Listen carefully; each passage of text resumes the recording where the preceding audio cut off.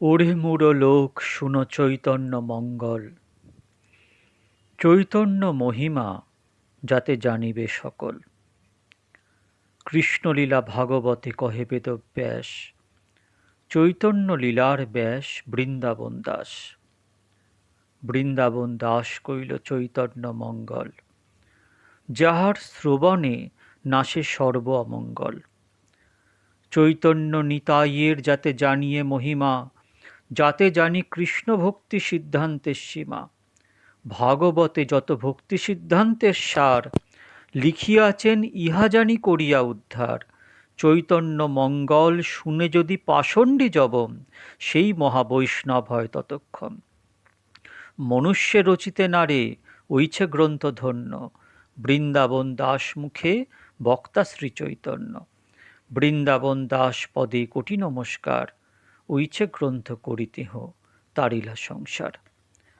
ভক্তগণ, আস্বাদন করছিলাম শ্রী শ্রী চৈতন্য ভাগবতম। শ্রী শ্রী চৈতন্য ভাগবতের মধ্যখণ্ডের ত্রয়োবিংশ অধ্যায় আস্বাদন চলছে। সংসার উদ্ধার লাগি নিমাই পণ্ডিত, নদিয়ার মাঝে আসি হইলা বিদিত। ঘরে ঘরে নগরে নগরে প্রতিদ্বারে, করিবেন সংকীর্তন বলিল তোমারে। ভাগ্যবন্ত নগরিয়া সর্ব অবতারে, পণ্ডিতের গণ সবে নিন্দা করি মরে। দিবস হইলে সব নগরিয়াগণ, প্রভু দেখিবারে তবে করেন গমন। কেহ বা নূতন দ্রব্য কারো হাতে কলা, কেহ ঘৃত কেহ দধি কেহ দিব্য মালা। লইয়া চলেন সবে প্রভু দেখিবারে, প্রভু দেখি সর্বলোক দণ্ডবৎ করে। প্রভু বলে কৃষ্ণ ভক্তি হোক সবার, কৃষ্ণ নাম গুণ বই না বলিহ আর। আপনে সবারে প্রভু করে উপদেশে, কৃষ্ণ নাম মহামন্ত্র শুনহ হরিষে। মহাপ্রভু জগতের কাছে হরিনাম বেলোচ্ছেন, নিতাই গৌর হরি বল। শ্রবণ করুন, হরে কৃষ্ণ কৃষ্ণ কৃষ্ণ হরে হরে, হরে রাম রাম রাম হরে হরে। প্রভু বলে কহিলাম এই মহামন্ত্র, ইহা জপ গিয়া সবে করিয়া নির্বন্ধ। ইহা হইতে সর্বসিদ্ধি হইবে সবার, সর্বক্ষণ বলইতে বিধি নাহি আর। 10-5 মিলি নিজ দ্বারেতে বসিয়া, কীর্তন করহ সবে হাতে তালি দিয়া। হরয়ে নম কৃষ্ণ যাদবায় নম, গোপাল গোবিন্দ রাম শ্রীমধুসূদন। সংকীর্তন কহিল এ তোমা সবাকারে, স্ত্রীপুত্রে বাপে মিলি কর গিয়া ঘরে। প্রভু মুখে মন্ত্র পাই সবার উল্লাস, দণ্ডবৎ করি সবে চলে নিজ বাস। ভক্তগণ, বর্তমানে যা কিছু সমস্যা সংশয় এই জায়গা দিয়েই হয়েছে। মহাপ্রভু জগতে হরিনাম দান করেছেন, মহামন্ত্র দান করেছেন। মহাপ্রভু কি বলছেন? মহাপ্রভু পরিষ্কার বলছেন যে প্রভু বলে কহিলাম এই মহামন্ত্র, ইহা জপ গিয়া সবে করিয়া নির্বন্ধ। তাহলে এই যে মহামন্ত্র দান করলাম, এটা জপ। জপ মানে কি? কোনো একটি নির্দিষ্ট নামকে, কোনো একটি নির্দিষ্ট শব্দকে পুনরায় পুনরায় উচ্চারণ করাকেই জপ বলে। কিন্তু সেই জপ সংখ্যা রেখেও হতে পারে, না রেখেও হতে পারে। পুনরায় আবৃত্তিকে জপ বলে। কিন্তু মহাপ্রভু এখানে কি বলছেন? ইহা জপ গিয়া সবে করিয়া নির্বন্ধ। নির্বন্ধ সহকারে জপ। জপ কিন্তু নির্বন্ধ। নির্বন্ধ মানে সংখ্যা রেখে জপ। আচরণ করে আমাদের বড়ে বাবা দেখিয়ে দিয়ে গেছেন, একবার নয় একাধিকবার। চরিৎসুধায় ভরে পড়ে রয়েছে। তার পার্শ্বদের বলছেন, তোরা উচ্চৈশ্বরে মহামন্ত্র কীর্তন কর, আমি সংখ্যা রাখছি। কারণ মহাপ্রভুর নির্দেশ, মহাপ্রভু এই কলিযুগের ভগবান, তার নির্দেশ আছে যে এইটা মহামন্ত্র।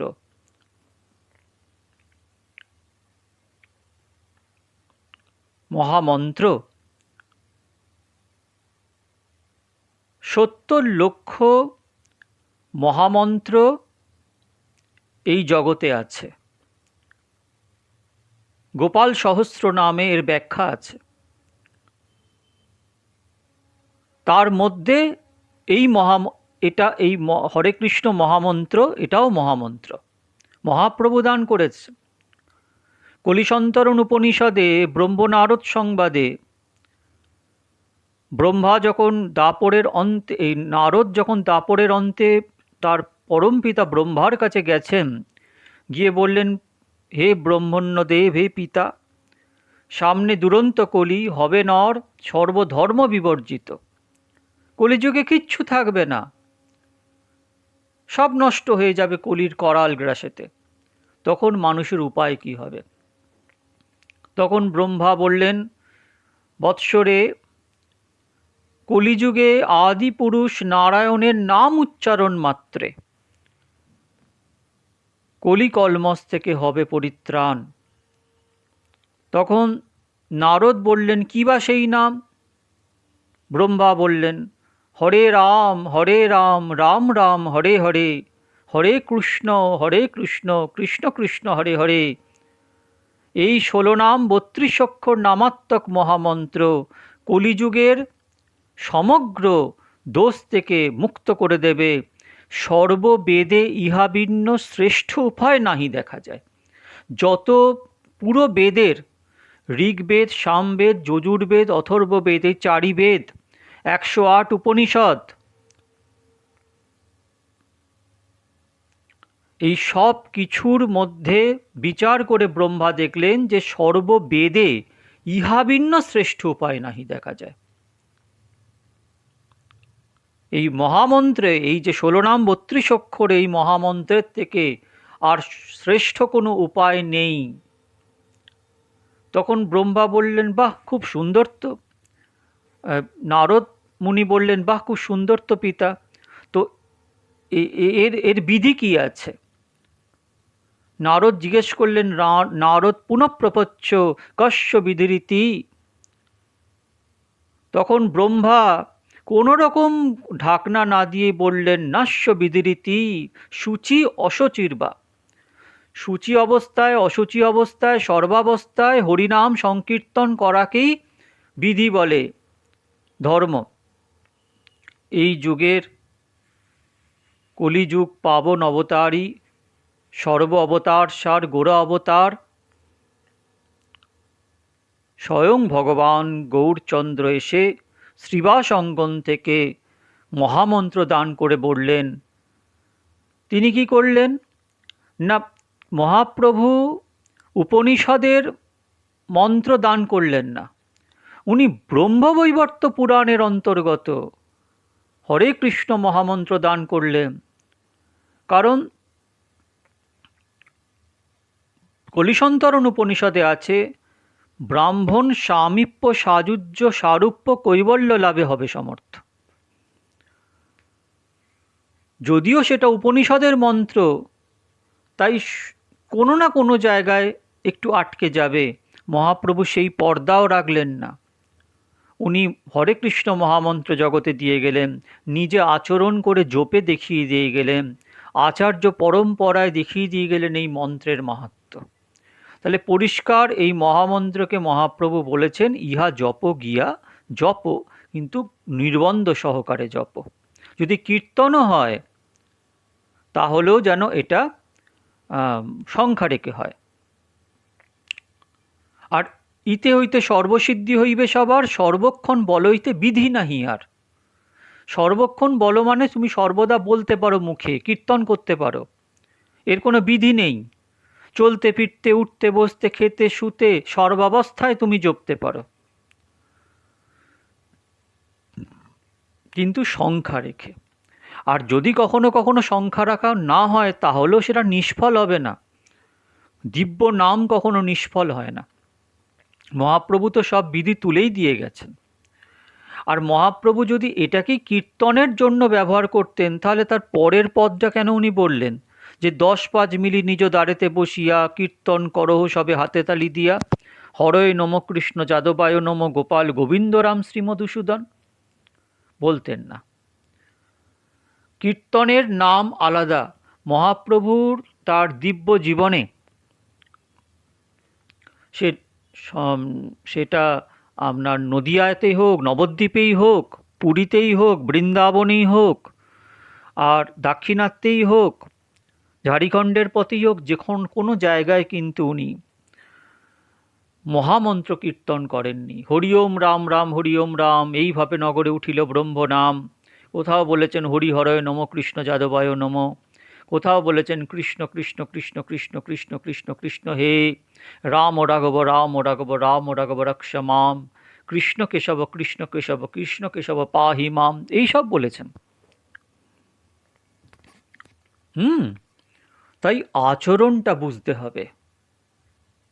চৈতন্য ভাগবত এবং চৈতন্য চরিতামৃতে মহামন্ত্র যে গৌরসুন্দর নিজে জপ করে দেখিয়ে দিয়ে গেছেন সংখ্যা রেখে, কোথাও সূত্রতে গিঁট বেঁধে, কোথাও আঁচড় কেটে, কোথাও করমালাতে, কোথাও মালাতে, বিভিন্ন রকমভাবে উনি দেখিয়ে দিয়ে গেছেন। তাহলে জগৎ গুরু নিত্যানন্দ, জগৎগুরু গৌরচন্দ্র, তিনি আচরণ করে যেটা দেখিয়ে দিয়ে যাচ্ছেন সেটার বাইরে আমরা কি করে এগোবো? একটু ভেবে দেখবেন। তাও গুরু পরম্পরায় যদি গুরুদেব যেরাম নির্দেশ করবে সেইভাবেই চলবেন আপনারা। এর বাইরে কিছু নাই। গুরু যা বলবে সেটাই সব কিছু, ওর বাইরে আর কিছু নেই।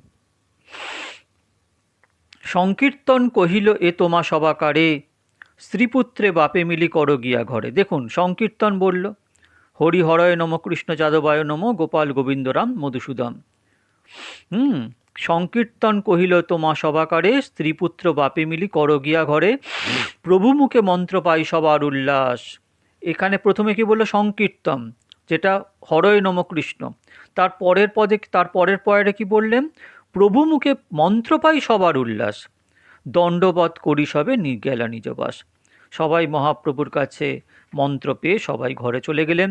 নিরবধি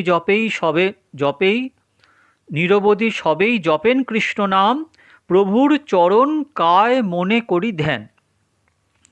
তাহলে কৃষ্ণ নাম অর্থাৎ এই মহামন্ত্র সবাই গিয়ে জপ করতে শুরু করলেন ঘরে গিয়ে। কিভাবে জপ করবেন? না, প্রভুর চরণ কায়, অর্থাৎ চরণ এবং কায় মানে শ্রীঅঙ্গ, মনে ধ্যান করতে করতে জপ করবে। সন্ধ্যা হইলে আপনার দ্বারে সবে মিলি। তাহলে জপের বিধি এবং কীর্তনের বিধি সব মহাপ্রভু বলে গেছেন, তাও গণ্ডগোল। উনি পরিষ্কার বললেন ইহা জপ গিয়া সবে। তার পার্শ্বদরা কি বলছেন, কি করছেন? না, নিরবধি সবেই জপেন কৃষ্ণ নাম, প্রভুর চরণ কায় মনে করি ধ্যান। এটা জপ হয়ে গেল। তার পরে কি বলছেন ব্যাসাবতার? বলছেন সন্ধ্যা হইলে আপনার দ্বারে সবে মিলি, কীর্তন করেন সবে দিয়া করতালি। মহাপ্রভু বলেছেন 10 বাজে মিলি ঘরের দুয়ারে বসিয়া কীর্তন করো সবে হতে করতালি দিয়া। তাই করেছেন। পরিষ্কারভাবে চৈতন্য ভাগবতে ব্যাসাবতার সব বলে গেছেন। এই মতো নগরে নগরে সংকীর্তন করাইতে লাগিলেন শচীনন্দন। সবারে উঠিয়া প্রভু আলিঙ্গন করে, আপন গলার মালা দেয় সবাকারে। দন্তে তৃণ করি প্রভু পরিহার করে, অহর্নিশ ভাই সব ভজহ কৃষ্ণেরে। প্রভুর দেখিয়া আরতি কান্দে সর্বজন, কায় মনোবাক্যে লইলেন সংকীর্তন। পরম আহ্লাদে সব নগরিয়াগণ, হাতে তালি দিয়া সব বলে রাম নারায়ণ। মৃদঙ্গ মন্দিরা শঙ্খ আছে সর্বঘরে, দুর্গোৎসব কালে বাদ্য বাজেবারে। সেই সব বাদ্য এবে কীর্তন সময়, গায়েন বায়েন সব সন্তোষ সময়। দুর্গা পূজার সময় যেসব ঢাক বাদ্যি ছিল সব বের করে এনে কীর্তনে যোগ দিলেন। হরি ওম রাম রাম হরি ওম রাম, এই মতো নগরে উঠিল ব্রহ্মনাম। দেখুন, মহাপ্রভু তো কিছুক্ষণ আগে মহামন্ত্র দিলেন, যে সেটা কি কীর্তন করলেন, নগরে সংকীর্তন করলেন। তাহলে বলল কেন ব্যাসাবতার, হরিওম রাম রাম হরিওম রাম, এইভাবে নগরে উঠিল ব্রহ্মনাম। খোলা বেচা শ্রীধর যায়েন সেই পথে, দীর্ঘ করি হরিনাম বলিতে বলিতে। খোলা বেচা শ্রীধর ঠাকুরের জীবনী এর আগেও আমি বলেছি। সেই পথ দিয়ে যেতেন, হরিনাম উচ্চস্বরে হরিনাম করতেন, শুনিয়া কীর্তন আরম্ভিলা মহানৃত্য, আনন্দে বিহবল হইয়া চৈতন্যের ভৃত্য। দেখিয়া তাহান সুখ নগরিয়াগণ, বেরিয়া চৌদ্দিকে সবে করেন কীর্তন। শ্রীধর ঠাকুর সেই পথ দিয়ে যাচ্ছিলেন, উচ্চস্বরে কীর্তন করতে শুরু করে দিলেন। তখন মহাপ্রভুর গণ তাকে কীর্তন, তাকে বেরিয়া তাকে তার চারধারে কীর্তন শুরু করলেন। আনন্দের হাট বসে গেল নবদ্বীপে। গড়াগড়ি যায়েন শ্রীধর প্রেম রসে, বহির্মুখ সকল দূরেতে থাকি হাসে। যারা বহির্মুখ, যারা কৃষ্ণর বিমুখ, তারাই বহির্মুখ, তারা তো হাসবেই। ভগবানকে অনাদিকাল ধরে আমরা দেখেছি, ভগবান আমাদের চোখের সামনেই এসছে, কিন্তু আমাদের বিশ্বাস হয়নি।